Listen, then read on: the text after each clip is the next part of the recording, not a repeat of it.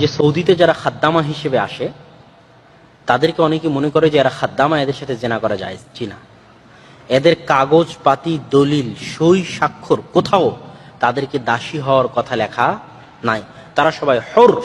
এমনকি তারা যদি সৌদির কোর্টে কেস করে তাহলে সেই কেস আইনত গ্রহণযোগ্য কেস বলে গণ্য হবে। সেই কেসের ফাইসালা ন্যায় হোক অন্যায় হোক সেটা পরের কথা, কিন্তু তারা কেউ দাসী নয়, তারা সবাই আজাদ হর। এখন কথা হচ্ছে যে আমি সৌদি আরবকে দোষ দেওয়ার আগে আমি তো আপনাকে দোষ দেব।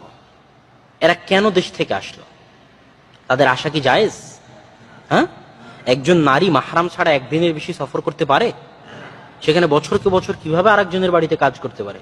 এর তো শুরুটাই হারাম। প্রথম গুনাহেতে লিপ্ত হয়েছে ওই মেয়ে, যে মেয়ে তার পরিবার পরিজন ছেড়ে বছরকে বছরের জন্য সৌদিতে খাদ্দামা ভিসায় এসেছে। সে মেয়ে তো প্রথম গুনাহে লিপ্ত হয়েছে, হারাম কাজ করেছে। তার একদিন বাড়ির বাইরে থাকা ঠিক নয় মাহরাম ছাড়া।